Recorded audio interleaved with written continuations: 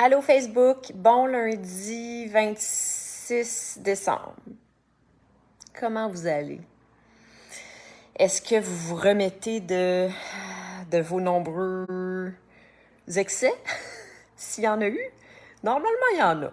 Hein? Normalement, on se donne le droit de faire 2-3 excès dans le temps des fêtes. Puis c'est bien correct de même. Surtout si le reste de l'année, on swatch puis qu'on essaie le plus possible de faire des choix sains et raisonnables. Aujourd'hui, j'ai envie de parler de vulnérabilité. J'ai envie de revenir sur, sur le sujet que j'ai survolé hier, durant mon live d'hier, en vous partageant que je vivais de l'anxiété hier. Puis hier soir, je suis tombée sur le partage de 3 fois par jour ma mémoire. Vous savez de qui je parle.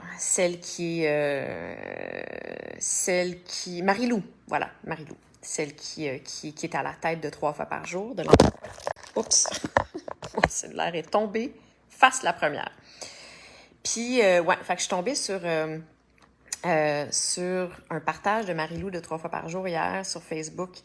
Puis j'ai trouvé ça vraiment cute. Elle disait qu'elle venait d'aller reconduire sa fille chez son père, puis elle était dans sa voiture, puis elle était triste. Puis elle parlait de son enfant intérieur qui était confronté, qui était vulnérable en ce moment, en laissant sa fille, ça venait réveiller comme toutes sortes de choses en lien avec son enfance à elle, puis la séparation, puis être loin de sa maman, puis etc., etc. Fait que bref, j'ai trouvé ça vraiment cute, puis je vous le dis souvent, je souhaite tellement, je souhaite qu'on ait le courage de se présenter tel qu'on est, qu'on soit plus dans notre vérité, les humains. On a tendance à se filtrer, on a tendance à pas oser se présenter tel qu'on est, puis on a tendance à penser que la vulnérabilité, c'est négatif. Puis je suis curieuse de vous lancer ça. Vous n'êtes pas obligé de répondre, mais je vous invite à réfléchir à ça, puis à vous poser la question, est-ce qu'il y a une connotation négative ou, en fait, non, est-ce qu'il y a une connotation de faiblesse qui vient avec l'idée d'être vulnérable ou même juste le mot vulnérabilité pour vous? Est-ce qu'il y a une connotation de faiblesse qui vient avec ce mot-là? J'ai envie de parler de ça aujourd'hui parce que, bon, si vous me suivez, vous commencez à me connaître, vous savez que je prône la vérité le plus possible, je prône notre humanité, puis je souhaite tellement qu'on soit plus authentiques, les humains, entre nous, d'abord envers nous-mêmes, évidemment, puis ensuite entre nous. Ça m'a donné, en réfléchissant à ce sujet-là aujourd'hui, quand j'ai pris la décision que j'allais parler de ça, ça m'a donné envie de réécouter un TED Talk de Brené Brown. Si vous connaissez Brené Brown, B-R-E-N-E, accent aigu. Brown comme brun. B-R-O-W-N. C'est une auteure conférencière que j'aime vraiment beaucoup, qui discute qui a eu des rencontres avec Oprah, entre autres, à quelques reprises. Puis elle a fait un TED Talk sur la vulnérabilité. Si jamais ça vous intéresse, vous parlez anglais puis que ça vous intéresse, je vous invite à aller l'écouter. Je l'ai réécouté tantôt pour m'inspirer. Allô, Sylvain? Et elle parlait de ça. Elle a lancé comme dans la foule, dans l'auditoire qui était là, qui écoutait son TED Talk. Elle a lancé ça, tu sais, elle a dit, levez la main, ceux pour qui il y a une connotation de faiblesse qui vient avec l'idée de la vulnérabilité. Puis il y a bien du monde qui ont fait, ben tabarnouche, c'est vrai. Puis je suis la première à penser ça aussi. Ben, à penser ça. Je suis un humain comme tout le monde. J'ai transporté cette connotation-là, disons-la comme ça, pendant tellement longtemps, inconsciemment en moi. Qui fait que quand j'étais face à la possibilité de me présenter dans toute ma vérité et donc dans ma vulnérabilité. J'avais comme une espèce de gêne, de honte, de sentiment de « mais je vais avoir l'air faible, je vais avoir l'air faible ». Quand dans le fond, je trouve que c'est d'abord complètement le contraire parce que ça prend du courage pour se présenter dans toute notre vérité. Puis j'ai envie de parler de ça parce que plus ça va, plus les années avancent, plus je réalise à quel point c'est à la base de tellement de choses. Notre capacité à être vulnérable, déjà, c'est à la base de nos connexions. Ça nous permet de réelles connexions, les uns avec les autres.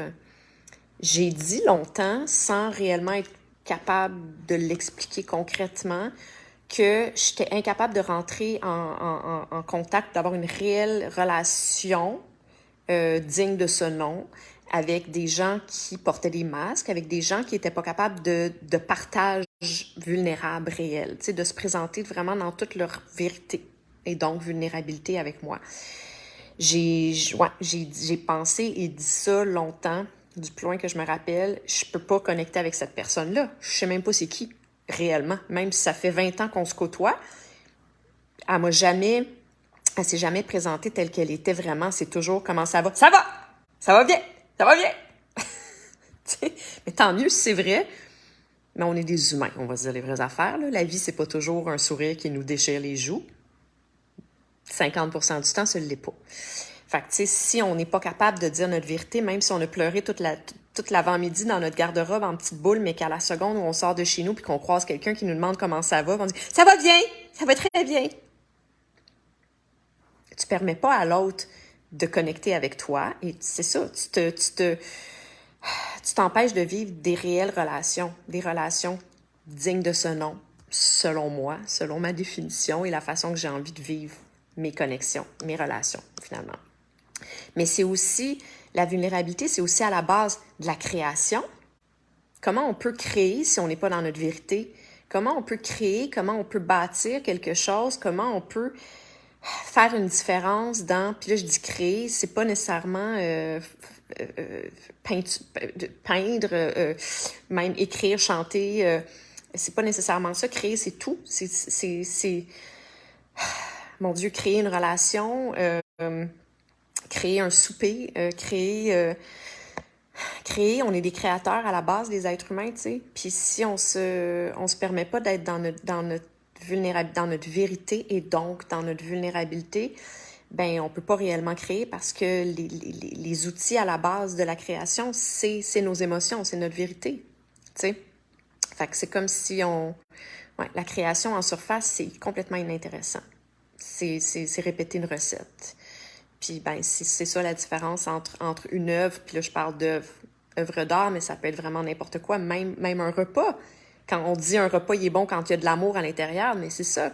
Mais n'importe quoi, un texte est bon quand il y a de l'émotion, une chanson est bonne quand il y a une émotion réelle derrière. Tu sais, une œuvre d'art accrochée sur le mur, on dirait que t'es plus attiré vers une œuvre criant de vérité, criant de quelque chose, d'une énergie, d'une émotion, d'une intention, de quelque chose de vivant, de vrai, de vibrant derrière qui a créé la chose en question, tu sais. Ben, c'est ça pour moi, la vulnérabilité, tu sais. Fait que je pense que... Puis, tu sais, la santé aussi, parce que je suis là-dedans en ce moment, parce que je baigne dans l'univers de la santé holistique, optimale.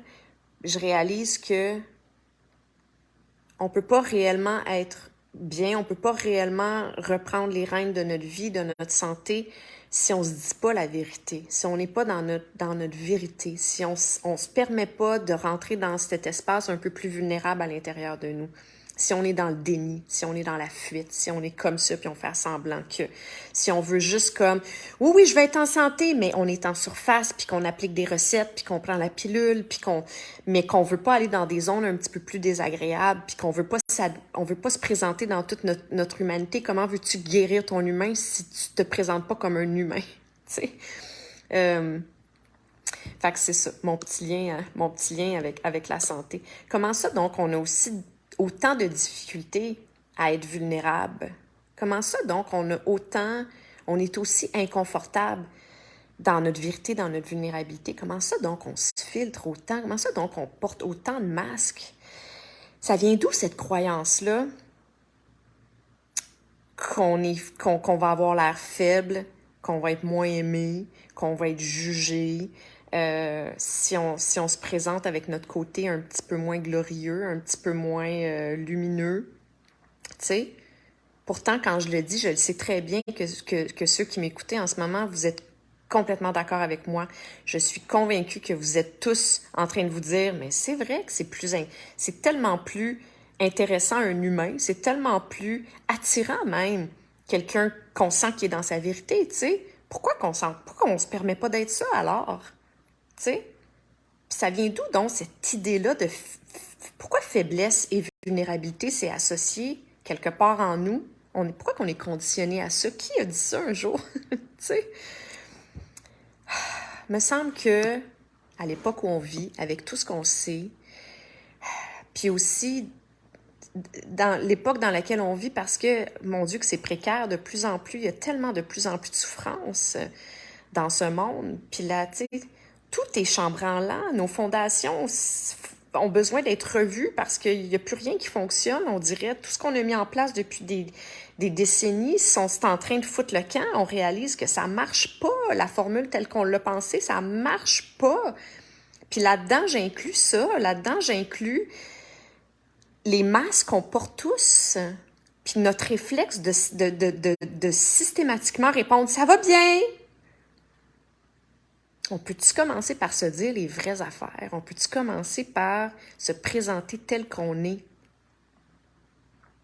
On va pas être moins aimé. On va juste être des humains, puis c'est là qu'on va commencer, on va commencer à être capable de se rejoindre les uns les autres déjà, et de guérir ensemble, et de grandir ensemble, de mieux aimer, de mieux s'aimer. Tu sais, tout ça. Qu'est-ce que vous en pensez? Tu sais, ça revient à la fuite de notre vérité, de notre vulnérabilité. Ça revient à ce que je dis souvent. On a tous tendance à commencer par la fuir envers nous-mêmes. C'est pas juste de faire semblant qu'elle n'est pas là quand on est dehors sur le trottoir puis qu'on croise quelqu'un ou quand on répond au téléphone à peu importe qui. Ça commence par nous. Puis nous, on la fuit parce que, mon Dieu, c'est désagréable, ce qui est négatif. Fait qu'on va la fuir par le biais des bas-feux, des échappatoires, comme je les appelle. Sous toutes ses formes. C'est pas obligé d'être de la drogue, puis de l'alcool, puis de la cigarette. Ça peut être la nourriture, ça peut être le Netflix, ça peut être les réseaux sociaux, ça peut être les sports extrêmes, ça peut être, pas les sports extrêmes nécessairement, l'entraînement. Ça peut être toutes ces affaires-là qui fait qu'on sort de notre mental et donc de notre cœur et donc de notre vérité. Mais tant et aussi longtemps qu'on va la fuir, on va non seulement pas la guérir, mais on va lui permettre de s'envenimer puis de prendre une place démesurée en nous, de nous empoisonner à petit feu. Tu sais? Se permettre d'être dans notre vulnérabilité, c'est s'offrir l'expérience dans sa totalité. L'expérience d'être un humain, on est ici pour ça. On n'est pas ici pour juste goûter aux 50% le fun. On est ici pour l'expérience totale. Puis c'est seulement en vivant l'expérience totale on va faire des pas en avant. Puis qu'on va réussir, on va s'offrir la possibilité de goûter à la totalité de l'expérience. Puis c'est ça qui est le fun, c'est ça qui est si puissant, tu sais. Je pense que c'est à la base de ce nouveau mot-là qu'on utilise beaucoup dans le domaine de la croissance personnelle, s'empuissancer. Il faut commencer par se permettre d'être vulnérable pour s'empuissancer. Elle est là la puissance même. C'est dans notre humanité. Puis le masque, puis la fuite, puis les bas-feux, puis le faire à semblant, puis le pas vouloir être vulnérable, puis le pas vouloir être dans notre vérité, c'est fuir ça, c'est se déshumaniser. Puis je pense que la guérison, sous toutes ses formes, peut seulement être possible si on commence par se permettre d'être dans notre vulnérabilité, se présenter dans toute notre vérité. Est-ce que vous êtes d'accord avec moi? Est-ce que ça vous tente d'aller là? Ça nécessite pour beaucoup de déconstruire des affaires, ça nécessite du courage, ça implique du courage, ça veut dire, ouais, faire face à des conditionnements ancrés pour certains très profondément, des conditionnements qui viennent des 2, 3, 4, 5 générations derrière nous. Ça vient de loin, mais ça se fait. C'est tellement empuissançant quand on y arrive, quand on vient abolir ces espèces de croyances désuètes-là et déshumanisantes-là qui nous limitent, qui nous empêchent de vivre l'expérience dans sa totalité, puis qui nous empêchent de connecter réellement les uns avec les autres et de guérir tous ensemble. Soyons vrais. Puis arrêtons de penser que la vulnérabilité égale faiblesse. Au contraire, ça part de là. C'est le tremplin, selon moi. Alors voilà, c'est ce que j'avais envie de vous dire aujourd'hui. Je vous embrasse. Merci de m'avoir écouté. Puis on se retrouve demain soir. Bye tout le monde.